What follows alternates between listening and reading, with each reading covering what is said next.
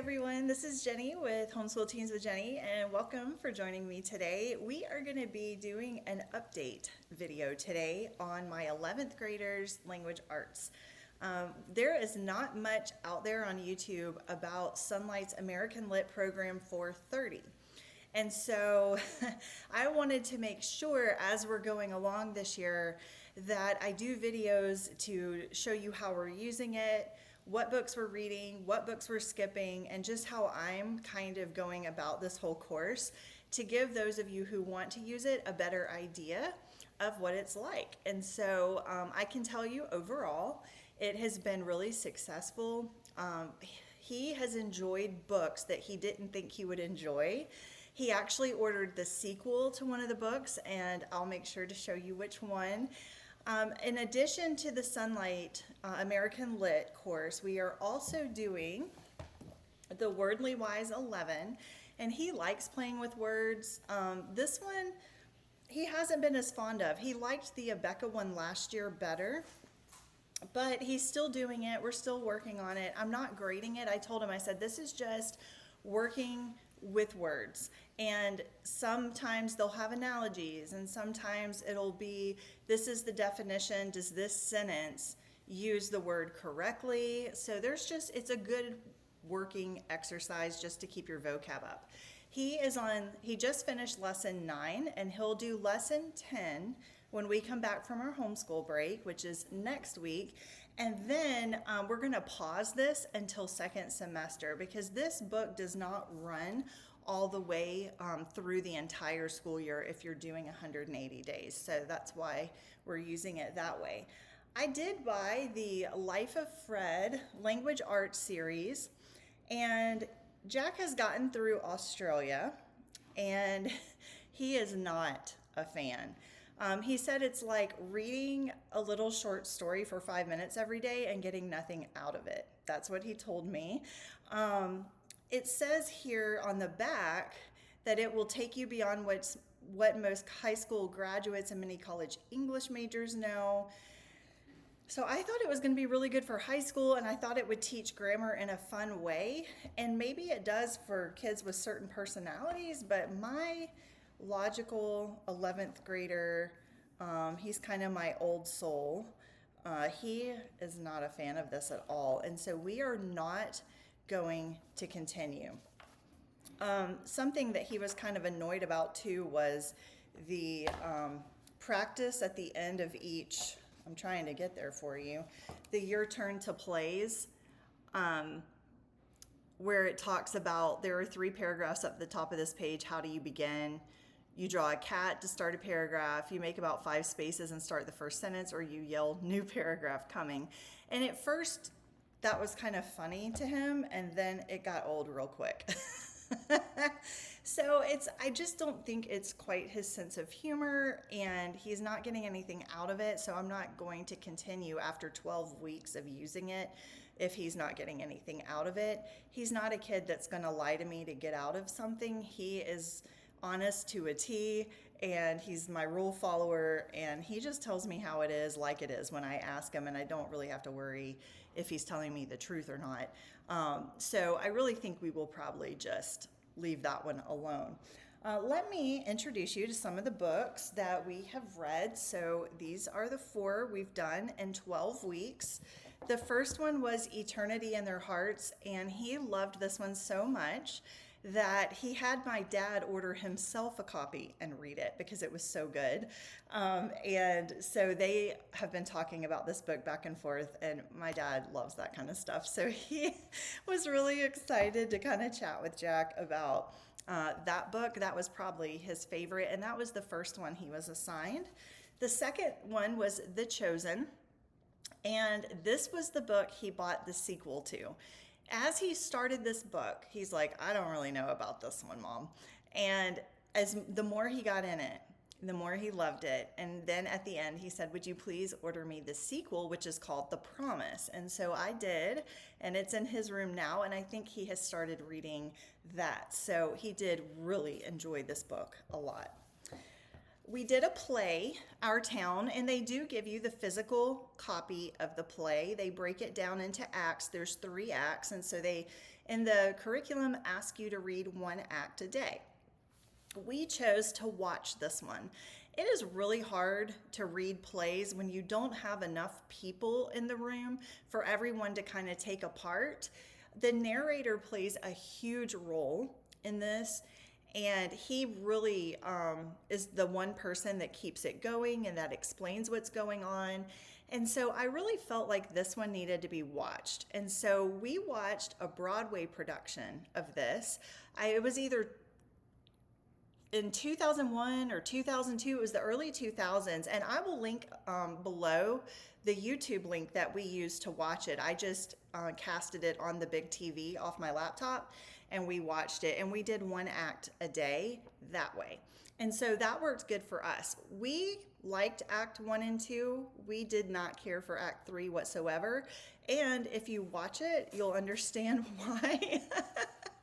But if you have seen it or read it, maybe you can give me your thoughts on Act 3 below. But we were looking at each other like, what?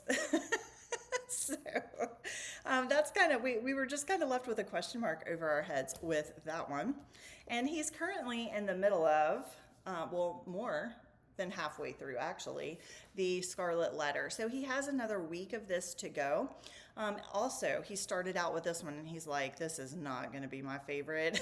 This is not even going to be good. The vocabulary in this, I will just go ahead and pre-warn you, is extremely difficult. And Sonlight does a really good job of defining difficult vocabulary, but it almost in this book got overwhelming in the guide. And I will flip the camera around and show you what I mean, because we will go through the teacher's guide. Just a warning, I mark my teacher guide up big time. So it looks crazy, but it's just how mentally I can keep on top of things. I have to write it down, and I don't mind using my teacher guides like that. Some people don't want to write in them and stuff like that, but no, I write all over mine. But this has a lot of high vocabulary, difficult vocabulary, and it got to where they were defining so much vocabulary before you read. It was almost funny because it was like, well, you were worn out, like reading the vocabulary before you even got to the story. So basically, she did say in the beginning, in the intro, don't get hung up on the vocabulary, just keep reading. And in the book, How to Read a Book, which kind of coincides this course, it talks about how to approach difficult literature or difficult vocabulary in literature. And one of their suggestions is just that. Just keep reading through to get the gist of the story. You don't have to understand every single word. Don't let it hang you up or you'll never finish the book. Just keep going. So the other day I asked him in this, I said, what do you think about it? And he just started going on and on about all the different themes and just things that were going on. And I really kind of caught a glimpse that he was enjoying it a little bit. So he's my deep thinker. He loves theology, he loves apologetics, and so he's really taking this book and he's kind of comparing it to a biblical worldview. He's also already gotten through the Salem witch trials in his history course, and so that also gave him a background as he approached this, which there's a big benefit to study American history while you're reading American literature, because it's setting a foundation for you to understand what was going on in that time period so that you can better understand the literature written in that time period. I know that's obvious and kind of makes sense, but I would highly encourage you, if you're studying world lit, then either do world or British lit. If you're doing American lit, go ahead and add American history that year to coincide with it, because it complements each other well. And this book was kind of just a prime example of that. So those are the books he's been reading. So what I'm going to do is I have my teacher guide in this folder, and I'm just going to flip the camera around and walk you through how I use the guide. There were some books we skipped, and we will skip books as we're going through the program.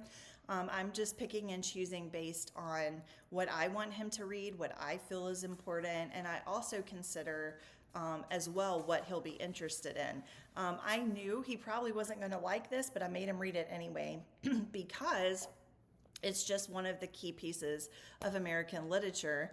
And I wanted him to have that background and that knowledge of it. And I really like Sonlight because they're coming from a biblical worldview. So as you're reading through the questions and the notes that they give you in the guide, which he does do after each reading, it gives you that foundational biblical worldview to be able to think through the topics that are presented in the book. So I didn't have a problem with him reading that, especially as a 16, almost 17-year-old kid.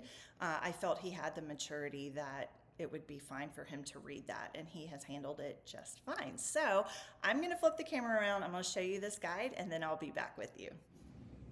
All right, so here's the American Literature Guide. This is the parent guide. I give my son the student guide, and he kind of uses that on his own, but he does use my teacher guide as well, and I'll explain that as we get in.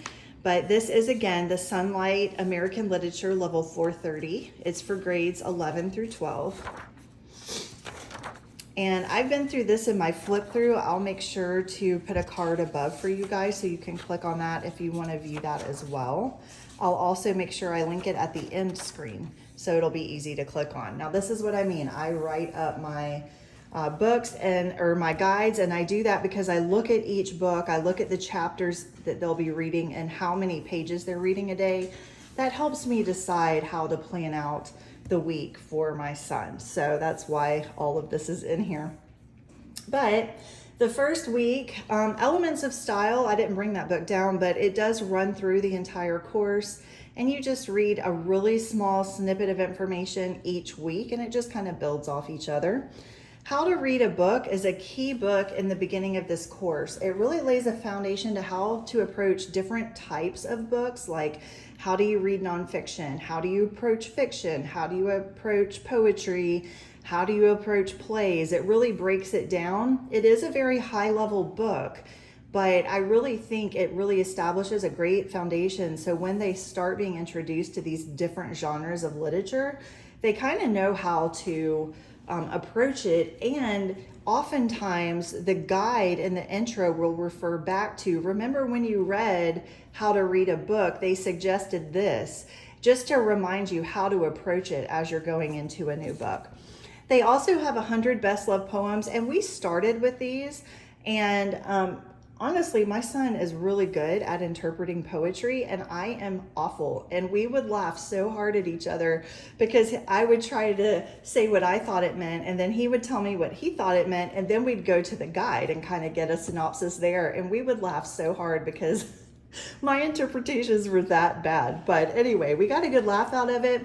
We haven't kept going with this currently just because of the reading load on the books that we're currently reading, but I'm sure we'll pick this back up at some point. So I am exposing him to some poetry, but I'm not following the guide to a T.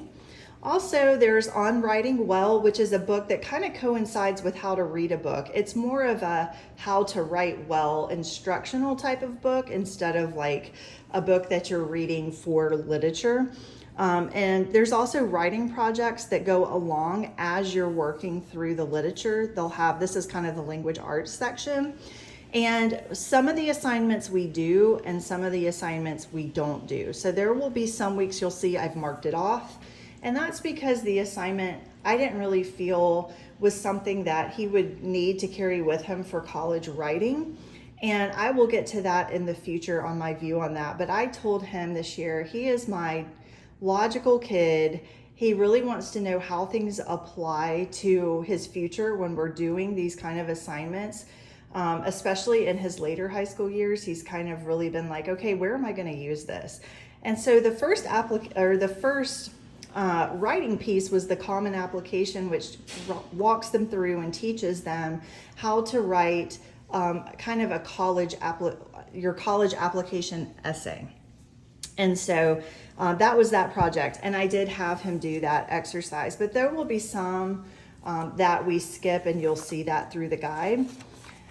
And again, you'll see all of this through the flip throughs, but what I do is I have him read his guide for the intros and everything, but after he finishes reading, I have him pick up my guide, and then we go through the questions and the notes in my guide.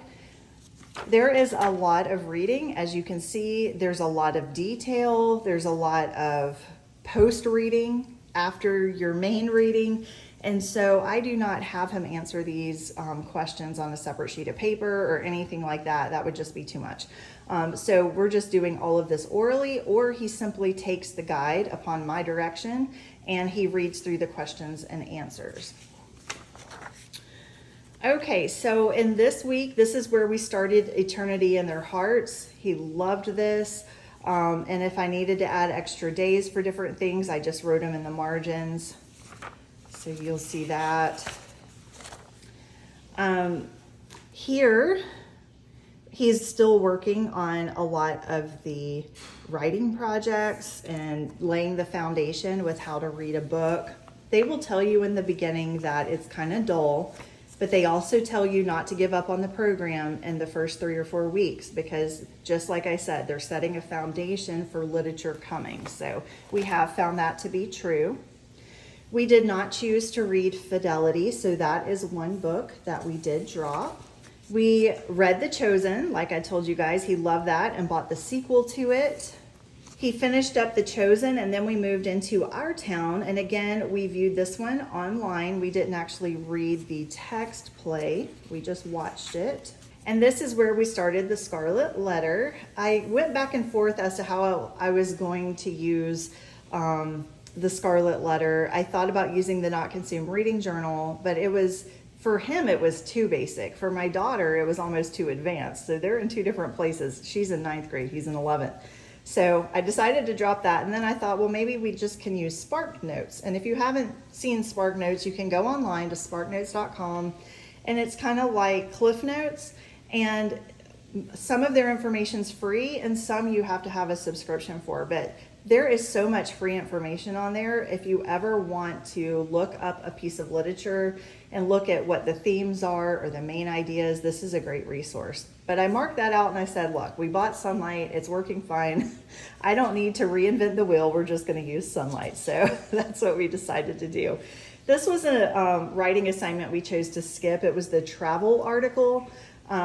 My son is not a writer. He does not like writing. He simply just wants to know how to do well in college and survive it, basically, is what he's told me. And so we're not doing a lot of this kind of writing. So we skipped that one. And then here again, we have the Scarlet Letter that we're still getting through. And I check with a blue pen as he gets done. And he's actually done with a couple more days. I just haven't caught up on my check marks. And then when we come back, like I told you guys, we have one more week of the Scarlet Letter, and then we'll move forward. So there was also an essay on community. And again, I guess it would be good practice for essay writing, but next year I am having him take the college ready writing course from IEW. It's only one semester. I told him we're doing this. So I am not pushing so heavily on doing every single writing project in this curriculum. And so that is it right now. We will be getting into short stories this next quarter. And I don't really count quarters. I guess I count more semesters, but that was the first, I'll say 12 weeks.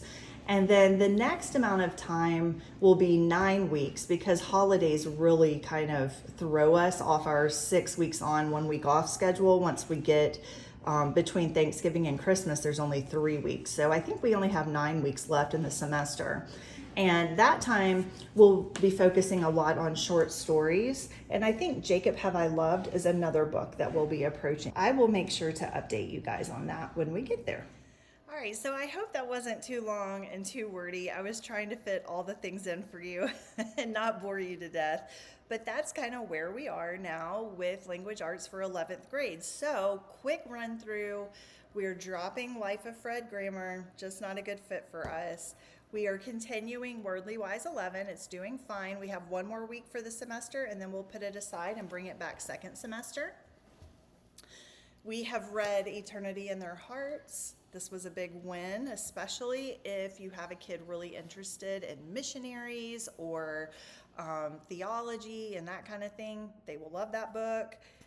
It's actually categorized as Christian living, but it's more about foreign Christian living. The Chosen, and so he actually asked to buy the sequel to this, so this was a hit for him. Our Town, again, we watched this instead of reading it, and I will put that link below for you.